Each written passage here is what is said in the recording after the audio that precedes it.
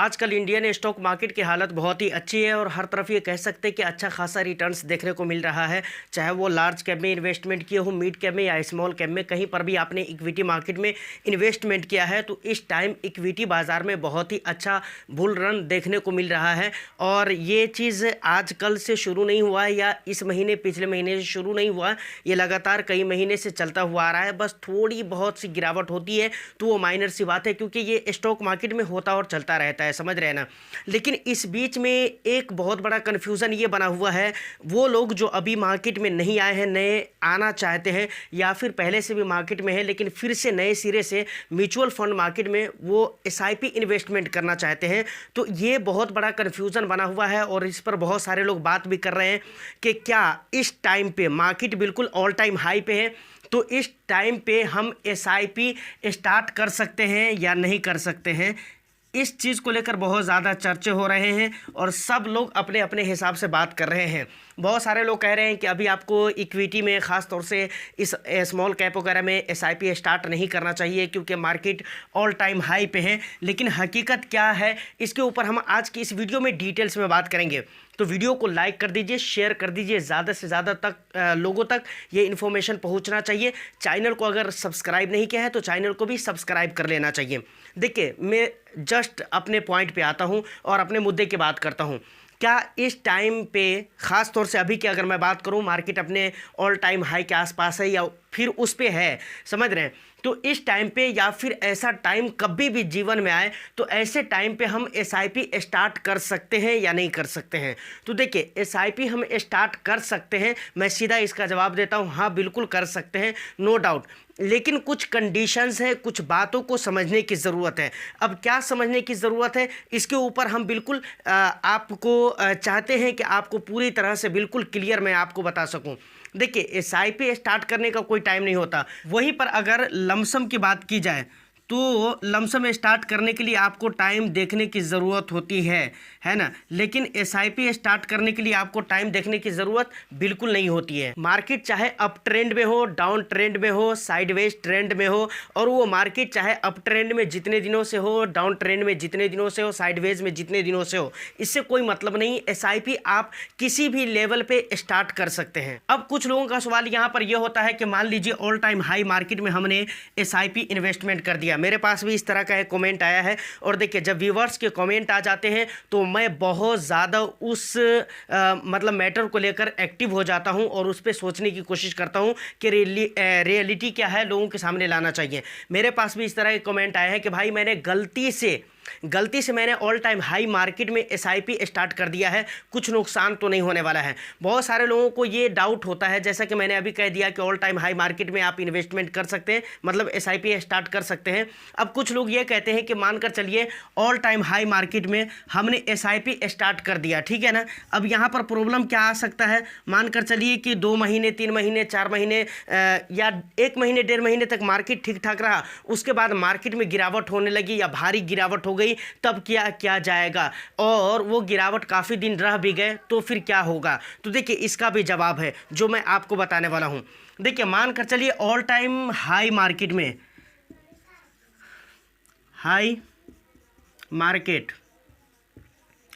Market में आपने SIP start कर दिया, ठीक है ना, एसआईपी स्टार्ट कर दिया। अब यहां पर मान कर चलिए 1 महीने बाद या 2 महीने बाद, ठीक है ना, मार्केट में भारी गिरावट हो जाती है, तो हमें क्या करना चाहिए।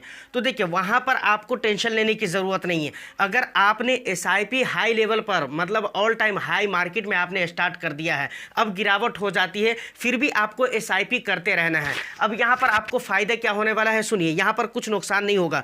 कुछ लोग ये कहते हैं कि भाई नुकसान हो जाएगा और कुछ लोगों का मानना है कि भाई नुकसान हो जाएगा। ऐसा कुछ भी नहीं होने वाला है। यहाँ पर आपको क्या मिलने वाला है पता है, आपको एक बेनिफिट मिलने वाला है। वो क्या बेनिफिट है, जिसे कहा जाता है रूपी कॉस्ट एवरेजिंग। क्या कहा जाता है, रूपी कॉस्ट एवरेजिंग।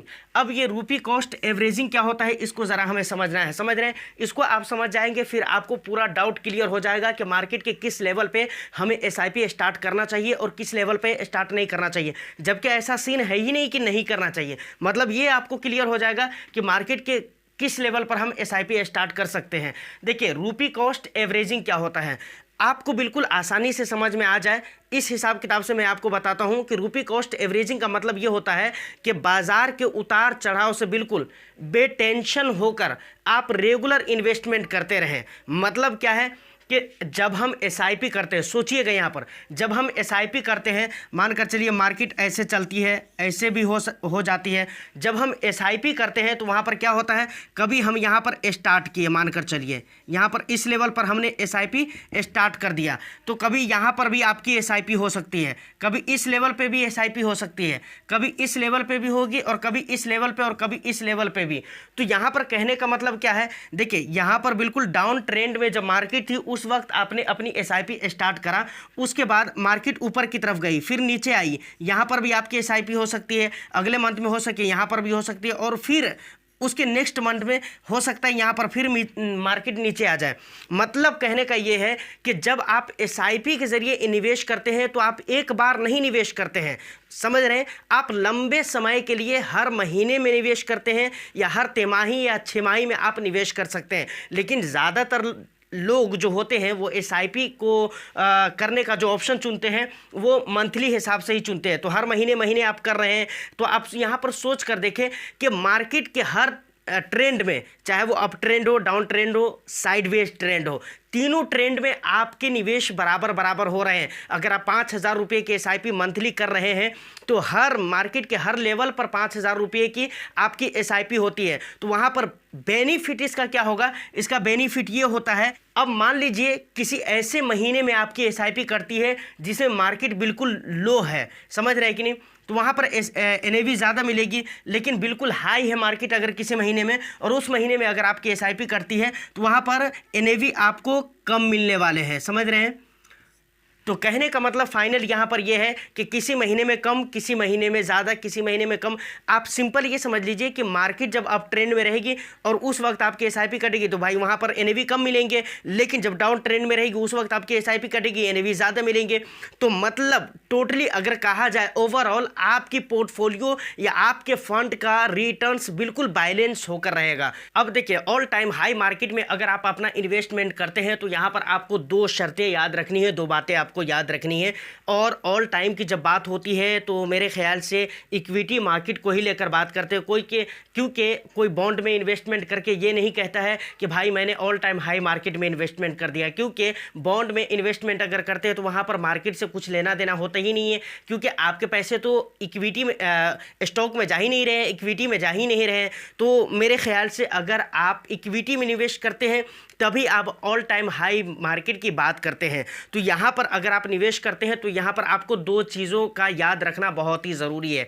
सबसे पहला चीज़ क्या है, सबसे पहला चीज़ है कि आप जब इक्विटी में आते हैं तो आपको लॉन्ग टर्म के लिए निवेश करना चाहिए, समझ रहे हैं, ये सबसे पहली शर्त है कि आपको लॉन्ग टर्म के लिए इन्वेस्टमेंट करते रहना चाहिए। दूसरी शर्त क्या है, दूसरी शर्त ये है कि कंटिन्यू आपको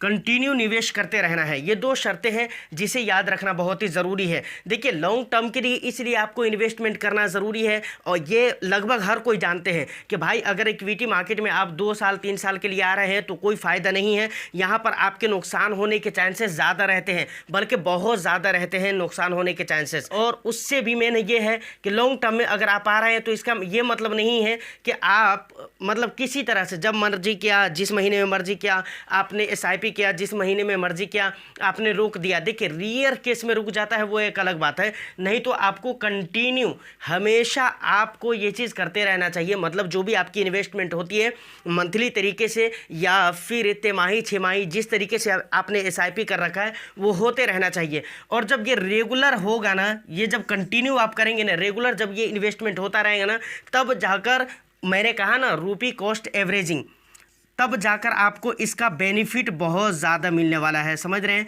अगर ये चीज़ आप रेगुलर नहीं करते हैं ना तो फिर उतना ज़्यादा बेनिफिट आपको नहीं मिलेगा, इस बात का भी ख्याल रखना बहुत ही ज़रूरी है।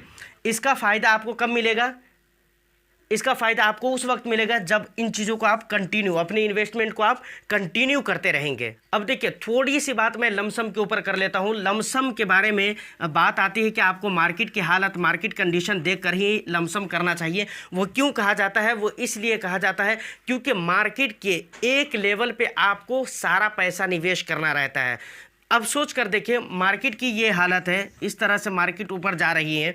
अब आपने अगर यहाँ पर लमसम कर दिया या फिर यहाँ पर लमसम कर दिया, तो अब सोच कर देखें कि भाई जब मार्केट इससे नीचे आएगी ना, समझ रहे हैं, जब इससे नीचे आएगी तो आपकी पोर्टफोलियो नेगेटिव में हो जाएगी। लेकिन जब मार्केट यहाँ पर, जब आपने लमसम किया, जब मार्केट इससे ऊपर जाएगी तभी ही आपकी पोर्टफोलियो पॉजिटिव में शो करेगा, आपकी पोर्टफोलियो के रिटर्न्स पॉजिटिव में आएंगे। तो इसलिए कहा जाता है कि भाई अगर आपने लमसम किया है, समझ रहे हैं, तो वहाँ पर आपको मार्केट को देखना चाहिए। लेकिन एक बात और भी है, अगर बहुत लंबे समय के लिए, जैसे 25 साल 30 साल के लिए, अगर आपने 35 साल के लिए, 20 साल के लिए, 15 साल के लिए, अगर इस तरह टाइम ड्यूरेशन के लिए अगर आपने लमसम किया है, तो भी आपको उतना ज़्यादा चिंता करने की ज़रूरत नहीं है। तो मुझे लगता है कि इस वीडियो में आपको समझ में आ गया कि भाई SIP आप मार्केट के किसी भी लेवल पर कर सकते हैं, कोई दिक्कत वाली बात नहीं है। थोड़ी सी सोचने वाली बात होती है लमसम के लिए, और बहुत ज़्यादा फिक्र करने की ज़रूरत नहीं होती उस वक्त जब आप लंबे समय के लिए लमसम कर रहे हों। तो उम्मीद करता हूं कि वीडियो आपको अच्छी लगी हो। अगर अच्छी लगी है तो एक लाइक करके ज़्यादा से ज़्यादा शेयर कर दें। चैनल को सब्सक्राइब नहीं किया है तो चैनल को भी ज़रूर सब्सक्राइब कर लें। मैं फिर मिलता हूँ किसी नेक्स्ट वीडियो में, जब तक के लिए all the best. Thank you for watching.